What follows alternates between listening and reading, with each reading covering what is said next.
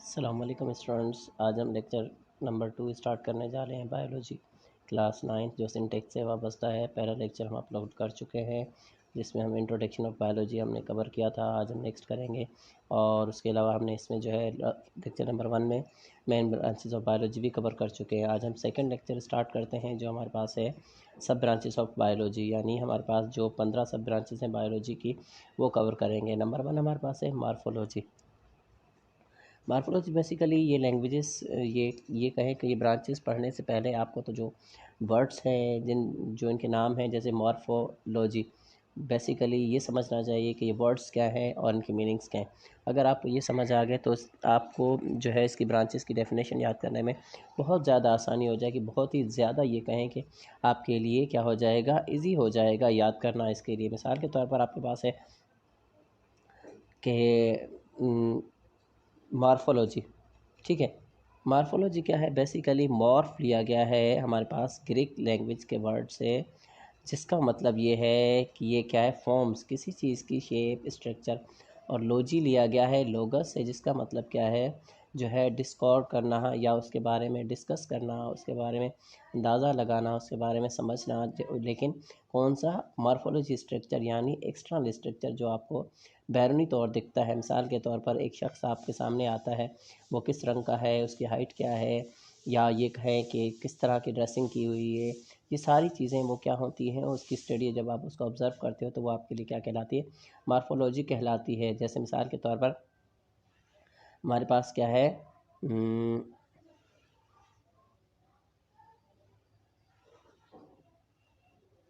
Sorry, morphology the study of external structure of organism, यानी living organism जो हमारे पास होते हैं उनका उनके एक्सटर्नल स्ट्रक्चर की जब हम स्टडी करते हैं तो वो हमारे लिए क्या कहलाती है, मार्फोलॉजी कहलाती है।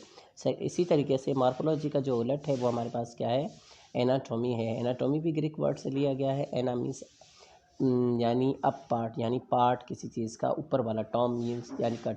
अगर किसी चीज़ के ऊपर वाले पार्ट को आप कट करके उसकी स्टडी करें तो हमारे लिए क्या कहलाती है, एनाटॉमी कहलाती है। मिसाल के तौर पर the study of internal parts of living organism by cutting them open, कि बोल रहे हैं कि जो है किसी भी चीज़ के जो ऑर्गेनिज्म है उसको कट करके आप ओपन करके उसके इंटरनल स्ट्रक्चर की स्टडी करें तो वो आपके लिए क्या कहलाती है, एनाटॉमी कहलाती है। जो हम सीजर्स वगैरह करते हैं पर स्ट्रक्चर, जो ये कहें कि जो किसी भी चीज़ का प्रैक्टिकल लैब में हम जो है प्रैक्टिकल करते हैं। मिसाल के तौर पर काकरोच है, काकरोच को ओपन करके कट करके ओपन करते हैं तो जो अंदरूनी उसके स्ट्रक्चर्स होते हैं जब उसकी स्टडी करते हैं तो वो हमारे लिए क्या कहलाते हैं, एनाटॉमी कहलाती है, ठीक है। थर्ड वन हमारे पास क्या है, सेल बायोलॉजी। सेल जो है बायोलॉजी, ये बेसिकली लैटिन वर्ड है जिसकी मीनिंग्स क्या है। सेल आपको ऑलरेडी पता था कि जो है आप लोग प्रीवियस क्लासेस में पढ़ चुके हो। सेल मीन्स कंपार्टमेंट, यानी किसी भी चीज़ के छोटे छोटे बॉक्सेस को क्या कहा जाता है, सेल कहा जाता है, ठीक है। और बायोस यानी ऑलरेडी लाइफ, यानी cell and biology, cell biology यानी सेल की लाइफ से मुतल्लिक हम पढ़ेंगे। ये बेसिकली क्या कह सकते हो आप, इसको कह सकते हो the study of cells and its organelles. क्या है, the study of cells and its organelles. ये बेसिकली सिंपल छोटी सी डेफिनेशन है, आप याद करो ताकि आप लोगों के लिए क्या हो जाए, याद करने में इजीली हो जाए और आपको कोई भी चीज़ बोरिंग ना लगे। फोर्थ वन हमारे पास क्या है, फोर्थ है हिस्टोलॉजी। हिस्टोलॉजी ये है ग्रीक लैंग्वेज हिस्टोस से लिया गया, जिसका मतलब क्या है, टिश्यू। अब लाजमी सी बात है आपको पहले टिश्यू का पता होना चाहिए। टिश्यू क्या चीज़ होती है, टिश्यू क्या होता है, when two or more similar cells combine together and perform a specific function is known as tissues, ठीक है। टिश्यू क्या होते हैं, ख़ास किस्म के सेल होते हैं जो आपस में मिलकर कोई ख़ास किस्म का फंक्शन सर अंजाम देते हैं। मिसाल के तौर पर ज़ाहिर सी बात है, एक जो हमारे हेयर का जो हमारा जो है ये कहें कि बालों का सेल है तो वो और स्किन का सेल दोनों मिलकर तो कोई ख़ास काम नहीं देंगे। लाजमी सी बात है एक जैसे ही सेल मिलेंगे तो वो कोई ख़ास किस्म का पार्टिकुलर फंक्शन सर अंजाम देंगे। अब क्या है हमारे पास जो है हिस्टोलॉजी में हम क्या करते हैं, the study of structure of tissues of plants and animals. हम क्या करते हैं, जो भी प्लांट और एनिमल्स के जो टिश्यूज़ के स्ट्रक्चर होते हैं उसके मुतालिक स्टडी करते हैं, लेकिन ये अंडर माइक्रोस्कोप में ही किया जाता है, ठीक है। और पांचवी हमारे पास क्या है, फिजियोलॉजी है। फिजियोलॉजी हमारे पास क्या है, फिजियोलॉजी में हम क्या करते हैं, फिजियो यानी फिजिकोस से लिया गया, जिसका मतलब है नेचर, और लॉजी लाजमी सी बात है लोगस पे 3-4 में पहले डिस्कस कर चुके हैं कि वो बताते थे study of functions, nature of functions of living organism. कि जितने भी फंक्शंस करता है एक लिविंग ऑर्गेनिज्म, उसकी नेचर क्या है, किस कंडीशन में करता है, वो हमारे लिए क्या कहलाती है, फिजियोलॉजी कहलाती है। टैक्सोनॉमी, टैक्सोनॉमी ग्रीक वर्ड है, टैक्सिस से लिया गया, जिसका मतलब है अरेंजमेंट, एंड नोमस मीन्स नेम। हम किसी भी चीज़ को अरेंज करें, उसकी ग्रुपिंग करें, उसको नाम दें, तो वो क्या हमारे लिए कहलाती है, टैक्सानॉमी कहलाती है। ठीक है, वो हमारे लिए क्या कहलाती है, टैक्सानॉमी कहलाती है। मिसाल के तौर पर आपके पास, आप स्कूल में आपने देखा होगा जो न्यू अपकमिंग जो ये कहें कमिंग स्टूडेंट्स होते हैं, बिल्कुल इनिशियल स्टेजेस में जो बच्चे पढ़ रहे होते हैं, क्या है हम उनको मैट्रिक लेवल में बिठाते हैं? बिल्कुल नहीं बिठाते। क्यों नहीं बिठाते? क्योंकि अभी उनका लेवल मैट्रिक के बराबर नहीं होता। हम हर न्यू आने वाला बच्चा जिसको कुछ भी नहीं आता, जो इनिशियल स्टेजेस से अभी पहली मर्तबा स्कूल में एडमिशन ले रहा होता है, उसको, उन सबको हम क्या करते हैं, एक जगह एक क्लास में बिठाते हैं और फिर इस तरीके से करते हैं कि गर्ल्स को एक साइड, बॉयज़ को एक साइड, फिर हम क्या करते हैं, उसकी नेमिंग करते हैं। इसी तरीके से हम जानवरों और प्लांट्स के अंदर, लिविंग ऑर्गेनिज्म के अंदर भी करते हैं। तो उस ब्रांच को हम क्या कहते हैं जिसके अंदर ये नेमिंग करें, उसकी ग्रुपिंग करें, उसके लिए कानून बनाएं, तो वो हमारे लिए क्या कहलाते हैं, टैक्सोनॉमी कहलाते हैं। अब डेफिनेशन क्या बनेगी, the study of rules, principles, grouping and naming of living organism is known as taxonomy. ठीक है, सातवीं हमारे पास जेनेटिक्स।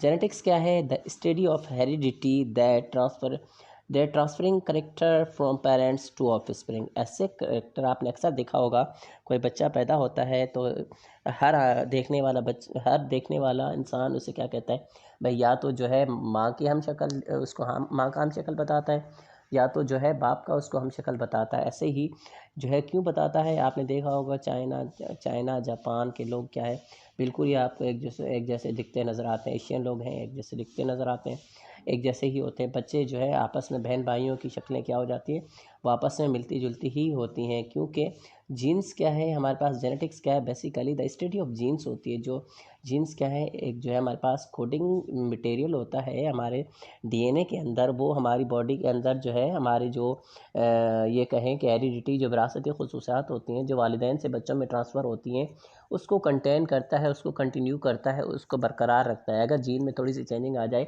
तो बच्चा जो है वो वालिदैन जैसा नहीं दिखता।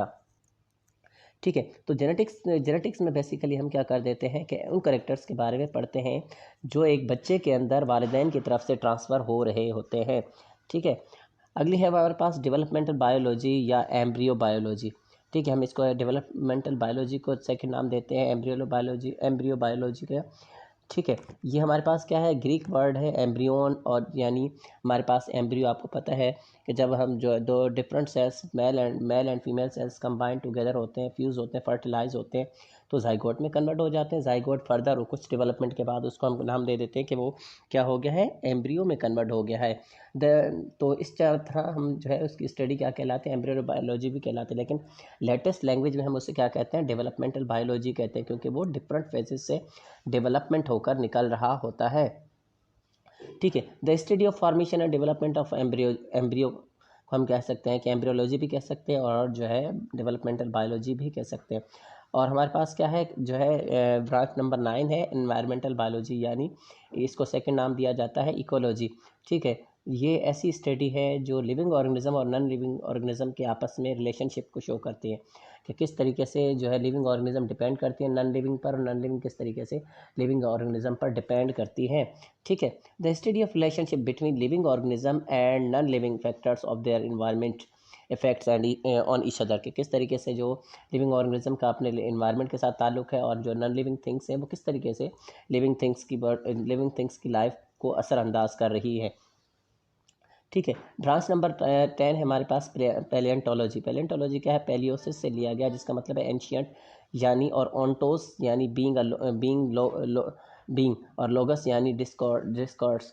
ठीक है, अब क्या है, the study of remote past organic life with the help of fossils.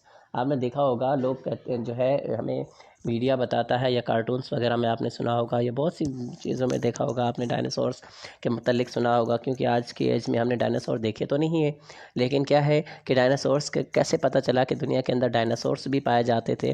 Basically क्योंकि हमें डायनासोर्स के क्या मिले, फोसिल्स मिले। फोसिल्स क्या होता है, वो बकाया जात होती है कि किसी जानवर के मर जाने के बाद, हज़ारों साल गुजर जाने के बाद प्रिजर्व हो जाए, किसी जगह पर सेव हो जाए, तो वो हमारे लिए क्या कहलाते हैं, फोसिल्स कहते हैं। तो ऐसी चीज़ें जो फोसिल्स की कंडीशन इख्तियार कर लेती हैं। आपने देखा होगा अक्सर कहते हैं कि मोहनजोदड़ो से 5000 साल पुरानी चीज़ें मिली, तो वो हमारे लिए क्या कहलाती हैं? फोसिल्स। ऐसे वहाँ से कुछ जानवरों की हड्डियाँ भी मिली होंगी, कुछ जानवरों के ऐसे बकाया जात भी मिले होंगे। जब उनकी स्टडी करते हैं तो वो हमारे लिए क्या कहलाती है?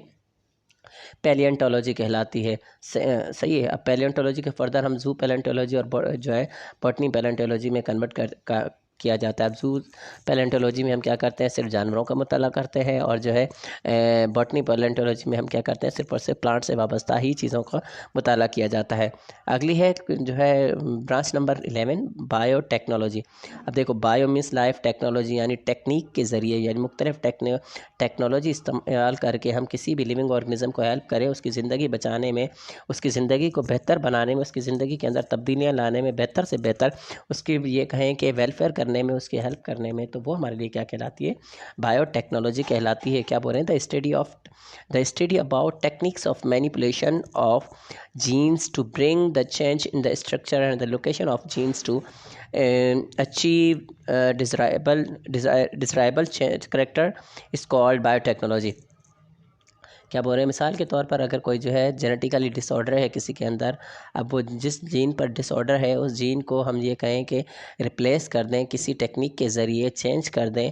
अब वो चेंज होने की सूरत में क्या होगा? अगर जीन वो चेंज हो जाएगा तो जो उसके अंदर पेशेंट के अंदर जो ये कहें कि डिसेबिलिटी होगी वो क्या हो जाएगी? कवर हो जाएगी। मिसाल के तौर पर बायोटेक्नोलॉजी की मदद में आपने पेंसिलिन तो आपने जो है ये कहे इंसुलिन तो सुना होगा। इंसुलिन आप अक्सर देखते हो डायबिटिक पेशेंट्स क्या होते हैं, एक किस्म का इंजेक्शन लगाते हैं अपनी बॉडी में, ये कहें कि डायबिटीज़ को कवर करने के लिए। अब वो इंसुलिन क्या होता है? इंसुलिन एक टेक्निक के ज़रिए एक जो है हार्मोन तैयार किया, बायोटेक्नोलॉजी में एक हार्मोन तैयार किया गया है। वो हार्मोन क्या किया जाता है? जैसे ही हम इंसुलिन इंजेक्ट करते हैं इंसान की बॉडी में, तो वो जाकर जो है ग्लोबुलिन को कम कर देता है।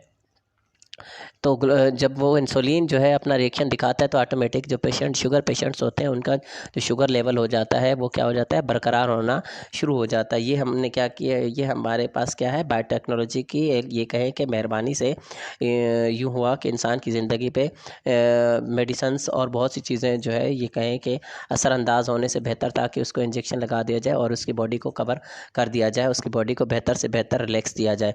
अगली है हमारे पास ब्रांच नंबर 12 जो है सोशो बायोलॉजी।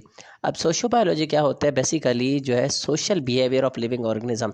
ठीक है, इंटरेक्शन बिटवीन देमसेल्फ, किस तरीके से लिविंग ऑर्गेनिज्म आपस में इंटरेक्ट करते हैं, किस तरीके से वो आपस में रिएक्ट करते हैं, बिहेव करते हैं, ये हमारे लिए क्या कहलाती है? ये हमारे लिए सोशो बायोलॉजी भी कहलाती है, या एनिमल बिहेवियर भी कहलाता है हमारे पास। अगली है हमारे पास 13 पैरासाइटोलॉजी। आप देख, जैसे नाम से ही वाबस्ता है, पैरासाइट यानी ऐसे लिविंग ऑर्गेनिज्म जो किसी और लिविंग ऑर्गेनिज्म पर डिपेंड करते हैं, तो वो क्या कहलाते हैं? हमारे लिए पैरासाइट्स कहलाते हैं। तो ऐसी ब्रांच जो सिर्फ जिसमें पैरासाइट्स की स्टडी करें, मिसाल के तौर पर हमारे पास लीच है, ये कहें कि लाइसिस है, जुएँ हैं जो इंसानों के या जानवरों के सरों बालों में पाई जाती हैं, तो ये सारे के सारे हमारे पास क्या है? या कैक्टस है, ये सारे के सारे क्या है? हमारे लिए पैरासाइट्स हैं जो दूसरे लिविंग ऑर्गेनिज्म पर डिपेंड करते हैं, अपनी फूड वहाँ से लेते हैं। तो ऐसे लिविंग ऑर्गेनिज्म जो किसी और से फूड लें, उनकी स्टडी करें, तो हमारे लिए क्या कहलाती है? स्टडी ऑफ पैरासाइटोलॉजी कहलाती है या पैरासाइटोलॉजी कहलाती है। अच्छा, और जो है हमारे पास 14 है फार्माकोलॉजी। फार्माकोन से लिया गया जिसका मतलब है ड्रग्स। अब आपको पता है ड्रग यानी मेडिसन, यानी मेडिकेशंस वगैरह। Study about the action of drugs, यानी किस तरीके से मेडिकेशंस आपकी बॉडी पर असर करती है, ड्रग्स आपकी बॉडी पर असर करती है, वो किस तरीके से और कैसे बनती है, ये सारी चीज़ें, सारा क्या क्या आपकी बॉडी पर साइड इफ़ेक्ट्स होते हैं, क्या क्या उसके बेनिफिट्स होते हैं, इन सब की स्टडी करने को हम क्या कहते हैं? फार्माकोलॉजी कहते हैं। ठीक है, फार्माकोलॉजी का, और जो फार्माकोलॉजी एक्सपर्ट्स होते हैं वो फार्माकोलॉजिस्ट कहलाते हैं। और जो है हमारे पास लास्ट वन है माइक्रोबायोलॉजी। जैसे मॉलिक्यूलर बायोलॉजी। मॉलिक्यूलर बायोलॉजी यानी कि मॉलिक्यूलर बायोलॉजी से मुराद ये है कि the study of organic molecules with the consist cell and its organelles. Cell के अंदर पाए जाने वाले जो ऑर्गेनीज होते हैं वो किन किन मॉलिक्यूलर जो है ये कहें मॉलिक्यूल्स से बने हुए हैं, किन किन मॉलिक्यूल्स से बने हुए हैं, वो मॉलिक्यूल्स क्या कहलाते हैं? हमारे लिए जो है बायोलॉजिकल मॉलिक्यूल्स कहलाते हैं।